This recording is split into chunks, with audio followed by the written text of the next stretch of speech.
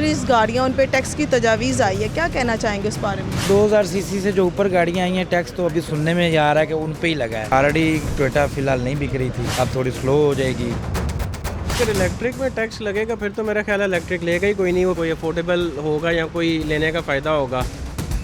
25% जो है ना इन्होंने ये टैक्स लगा रहे हैं, तो आगे ही जो है ना गाड़ियाँ बहुत महंगी हैं, कस्टमर नहीं है गाड़ियों का, हालात बहुत ख़राब हैं। इसमें कोई छूट रखनी चाहिए कि ताकि हमारे लिए भी कोई इसमें आसानी हो। वहाँ पे भी जो काली भेड़ें बैठी हुई है महकमों में, वो भी तंग करते हैं, डिस्टर्ब करते हैं लोगों को। लोगों के पास टाइम नहीं है, लोग कहते हैं मैं 10,000 रुपया ना एक्स्ट्रा पे कर देता हूँ एजेंट को और वो मेरा काम हो जाए, मेरे 2 घंटे ज़ाया हो जाएंगे। जी अस्सलाम वालेकुम सर। वालेकुम सलाम। सर हुकूमत की जानिब से जैसे बजट आया, आपको पता है कि हुकूमत ने गाड़ियों पे भी टैक्स नहीं लगाया, लेकिन जो लग्जरीज गाड़ियाँ उन पे टैक्स की तजावीज़ आई है, क्या कहना चाहेंगे उस बारे में? लग्जरी गाड़ी और 2000 सीसी से जो ऊपर गाड़ियाँ आई हैं टैक्स तो अभी सुनने में आ रहा है कि उन पे ही लगा है। लेकिन ये कि चलो एसयूवी पे नहीं लगा, अभी तक नहीं सुनने में आ रहा, लेकिन जो लग्जरी गाड़ियाँ जैसे फार्चूनर वगैरह हैं तो उनके लिए मसला दरपेश आएगा, क्योंकि ऑलरेडी टोयोटा फ़िलहाल नहीं बिक रही थी, अब थोड़ी स्लो हो जाएगी। बाकी हमारी एसयूवी जो है वो फ़िलहाल सेव है। सर मुझे ये बताएं क्या मसाइल पेश आते हैं रजिस्ट्रेशन के हवाले से? कोई आपसे जो गाड़ी लेके जाते हैं उनकी रजिस्ट्रेशन सुनने में आया है कि मसाइल का ना सामना करना पड़ता है, आप क्या समझते हैं कि ये होना चाहिए कि नहीं होना चाहिए?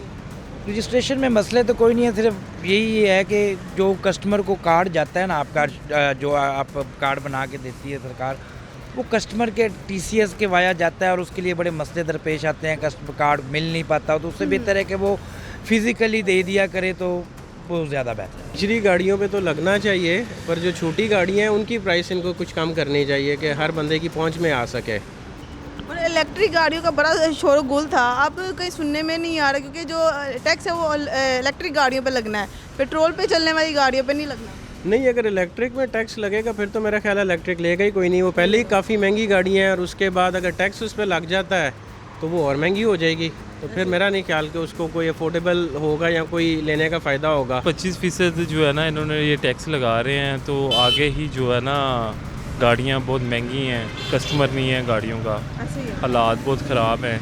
अब सारा दिन इधर बैठ के खर्चे हैं बहुत ज़्यादा शोरूम वगैरह के, और भी काफ़ी मामलात है, तो वो इससे और ज़्यादा बर्डन जो है ना इन्हें रिलीफ देना चाहिए और इसमें कोई छूट रखनी चाहिए कि ताकि हमारे लिए भी कोई इसमें आसानी हो। आप मुझे बताएं आपकी इलेक्ट्रिक गाड़ियाँ हैं कि पेट्रोल से चलने वाली? जी हमारे दोनों का काम करते हैं हम, हाइब्रिड भी, इलेक्ट्रिक भी और पेट्रोल का भी। लेकिन आप देखें कि अगर पेट्रोल की तरफ जाएं तो पेट्रोल इतना महंगा है कि पेट्रोल वाली गाड़ी भी अफोर्ड नहीं हो रही, और ऊपर से लोग इलेक्ट्रिक की तरफ जा रहे थे, अब इलेक्ट्रिक पे भी ये टैक्स लगा रहे हैं, तो वो भी जो है ना उस तरफ भी जो इन्होंने ना कर दिया है, तंग कर दिया। मुझे बताएं आपके पास अगर कोई कस्टमर आता है तो किस चीज़ की डिमांड ज़्यादा करता है, इलेक्ट्रिक गाड़ी की जो फाइबर या पेट्रोल से? जी फ़िलहाल जो है हाइब्रिड गाड़ी की और इलेक्ट्रिक गाड़ी की डिमांड ज़्यादा है। डिमांड ज़्यादा है। टैक्स तो बिल्कुल होना चाहिए, लेकिन एक क्लियर कट पता होना चाहिए कि टैक्स उन्होंने लगाना कौन सा है और किस अमाउंट में लगाना है। अभी तक जो 2026 स्टार्ट हुआ है, तो फेब में इन्होंने हमारे ऊपर एक टैक्स इंप्लीमेंट किया था, जिसमें उन्होंने एक SRO भी जारी किया था। उसके अंदर कुछ कॉम्प्लिकेशन रखी हुई थी कि गाड़ी जो साल तक रजिस्टर नहीं हो सकती। अभी ये जो रिसेंटली कल जो बजट अनाउंस हुआ है उसमें वो तो अभी चीज़ अपनी जगह पर पसे पर्दा ही थी, लेकिन कल भी जो उन्होंने टैक्स की एक अनाउंसमेंट किया जिसमें वो FET लगा रहे हैं, उसकी क्लियर कट अभी भी नहीं बताई कि उसकी क्या परसेंटेज किस तरीके से हिट होगी।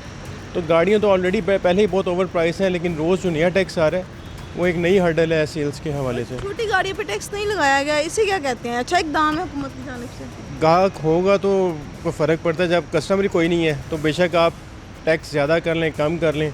अभी तो बिज़नेस पॉइंट ऑफ व्यू से जो मौजूदा गवर्नमेंट ऐसी कोई क्लियर कट पॉलिसी नहीं है कि उसने इस सेक्टर को किस तरीके से बूम करना है। ठीक है, अब मुझे ये बताएं कि अगर कोई रजिस्ट्रेशन के लिए जाता है नई गाड़ी की, तो उसे क्या मसाइल दरपेश होते हैं, क्या चीज़ें का सामना करना पड़ता है उन्हें? रजिस्ट्रेशन के लिए तो सबसे बड़ा जो इशू है, अगर मैं अपने सेक्टर की बात करूँ जो इंपोर्टेड ऑटोमोबाइल्स के हवाले से है, वो तो ये है कि अब साल तक गाड़ी रजिस्टर्ड ही नहीं हो सकती। साल तक अब साल रजिस्टर्ड नहीं होगी तो ऑब्वियस है जो एक 60 to 70 मिलियन या 10 to 20 मिलियन का भी अगर एक एसेट है तो वो कोई उसको कैसे ड्राइव करेगा इस बिहाफ के ऊपर, ऐसे ही है। तो ये एक चैलेंजिंग फेस ज़रूर है एक रजिस्ट्रेशन पॉइंट ऑफ व्यू से, और ये छोटा मोटा नहीं, ठीक ठाक एक बड़ा कंसर्न है एक एंड यूज़र का कि गाड़ी जो है वो 1 साल तक कैसे किसी के नाम पे ड्राइव करेगा। जो हाइब्रिड गाड़ी में टैक्स लगाए हुए हैं उसमें अब जाहिर सी बात हमारे जो खरीदो फरोख्त में तो फ़र्क तो आएगा। अब आगे कस्टमर जो से हैं उनमें उनका क्या मौक़िफ़ है अभी सामने नहीं आया, क्योंकि अभी नोटिस अभी नहीं आया ना टैक्स का। तो जो रीसेल जो हमारी पुरानी गाड़ियों की हैं ये चल रही हैं, पर जो पुरानी गाड़ी हैं इनके रेट बढ़ रहे हैं, इसलिए कस्टमर जो उनसे परेशान हो रहे हैं, क्यों रेट किसी के बजट में नहीं आती। बस यही बात है जी फ़िलहाल। मुझे बताएं कि जो इलेक्ट्रिक गाड़ियां हैं इन पे भी टैक्स लगाए जा रहे हैं, जो पहले भी उन पे टैक्स लग चुका है, इसी तरह ही है।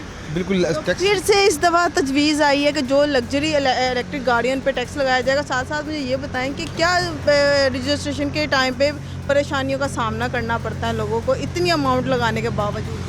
इतनी अमाउंट लगाने के आपको रजिस्ट्रेशन करवाते हैं, उसमें टैक्स आपको बहुत बढ़ गए हैं। पहले रजिस्ट्रेशन पर फ़ीस कुछ और थी, अब फ़ीस कुछ और कर दी हुई। क्यों? असल टैक्स तो गवर्नमेंट बच्चे दे रहे हैं ना, जो कस्टमर जोन से हैं, जिसे नंबर लगवाना होता है। तो ये सारे टैक्स पे टैक्स बढ़ाई जा रहे हैं। असल में कुछ समझ नहीं आ रही कि टैक्स कहाँ पे लगा रहे हैं, कैसे लग रहे हैं। अभी जो तजवीज़ आई है, अभी ये नोटिफिकेशन कोई नहीं आया, अभी कोई आएगा तो पता लगेगा। अच्छा, ये गवर्नमेंट ने जो टैक्स लगाया है ना, कि तो उन्होंने 2 करोड़ से ऊपर वाली गाड़ियों पे लगाया है, लग्जरी में लगाया है। अभी शुक्र है अल्लाह का कि छोटी गाड़ियों पे नहीं लगा।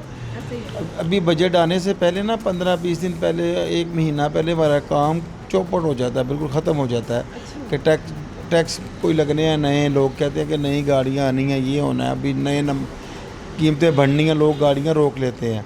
तो अभी अल्लाह का शुक्र है ये गवर्नमेंट ने अच्छा काम किया है, छोटी गाड़ियों पे नहीं लगाए। तो बड़ी गाड़ियाँ पहले थी, उनकी पहले गाड़ियों कौन सी सेल हो रही है, ऐसे ये गाड़ियाँ महंगी पड़ी हैं। कंपनियाँ नए ऑफरें दे रही हैं कंपनियाँ साथ में, तो उनकी गाड़ियाँ तब बिक रही हैं। तो मामला कामों का तो पहले ही पट्टा बैठा हुआ है, और मज़ीद टैक्सेस अगर छोटी गाड़ियों पे लगते तो फिर वो काम बिल्कुल ख़त्म हो जाना था। तो छोटी गाड़ियों पे टैक्स लगाने की क्या वजह समझते हैं? वो ज़्यादा सेल होती हैं और बड़ी गाड़ियाँ इसलिए सेल नहीं होती हैं टैक्सेस की वजह से? बस छोटी जो हर बंदे की रेंज में होती है ना, तो वो लेते हैं। बड़ी गाड़ियों के सिलेक्टेड कस्टमर होते हैं, तो वो सिलेक्टेड लोग ही लेते हैं। तो छोटी गाड़ियाँ ज़्यादा बंदे लेते हैं, तो फिर ज़्यादा इनको टैक्स कलेक्शन होगी इनकी। यहाँ पे किस गाड़ी की सबसे ज़्यादा डिमांड है? यहाँ पे वो आल्टो बिकती है, वैगनर, कल्टस, सिटी, सब छोटी गाड़ियाँ बेहतर है उनकी इस एरिया से। रजिस्ट्रेशन में कौन सी चीज़ों का सामना करना पड़ता है कस्टमर को? नहीं, रजिस्ट्रेशन में भी किस चीज़ का भी नहीं सामना करना पड़ता। कस्टमर डरता है, खुद नहीं जाता है, एजेंटों के हथे चढ़ जाते हैं। उधर जाएं अपना एक्साइज के दफ्तर में और जाके गाड़ी खुद रजिस्टर अपने खुद करवाएं, और कोई इतना इशू नहीं आता। बस वहाँ पे भी जो काली भेड़ें बैठी हुई है ना महकमों में, वो भी तंग करते हैं, डिस्टर्ब करते हैं लोगों को। आप गाइड करके भेजा करें ना उन्हें। हम तो गाइड करते हैं, लेकिन फिर भी लोग नहीं डरते जाते।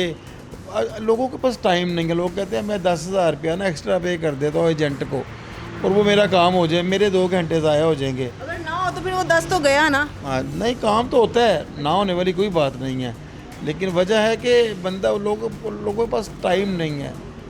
तो वो हर बंदे का रिस्क लगा हुआ है, फिर हम भी ज़्यादा फोर्स नहीं करते। एजेंटों का लगा हुआ है रोटीज एक बच्चों का, तो वो एक हलाल तरीके से कमाना और एक हराम तरीके से ये कमाना। हराम नहीं है, हराम नहीं ये हराम नहीं है, ये हलाल तरीके। आप अपनी मर्ज़ी से आपको कहा है कि ये चलान निकलेगा, ये हमारी सर्विस चार्जेस है, ये हराम नहीं है, ये हलाल है। अच्छा, मुझे बताएं कि पुरानी गाड़ी जो बंदा लेता है, लेकर उसे ट्रांसफ़र करवाने में उसे किन चीज़ों की भी परेशानी होती है? और दूसरा बताएं, वो ट्रांसफ़र करवाने से कीमत नहीं ख़त्म हो जाती गाड़ी की? नहीं, वो अभी तो गवर्नमेंट ने कर दिया हुआ है ना, तो अभी तो आप अपने पास से, आपके पास अगर ऐप है तो आप अपने घर से गाड़ी ट्रांसफ़र कर लेंगे। लेकिन फिर भी इन्होंने एक रखा हुआ है, वैसे गवर्नमेंट को चाहिए कि दोनों बायोमेट्रिक के हो जाए ना, तो ऑटोमेटिक इनको वो आगे भेज देनी चाहिए। लेकिन फिर भी एक्साइज के दफ्तर किसी को कहना पड़ता है, किसी एजेंट को जाना पड़ता है कि इसकी दोनों बायोमेट्रिक हो गई है, तो फिर वो बटन दबाते हैं, तो फिर आगे इंस्पेक्शन डलती है।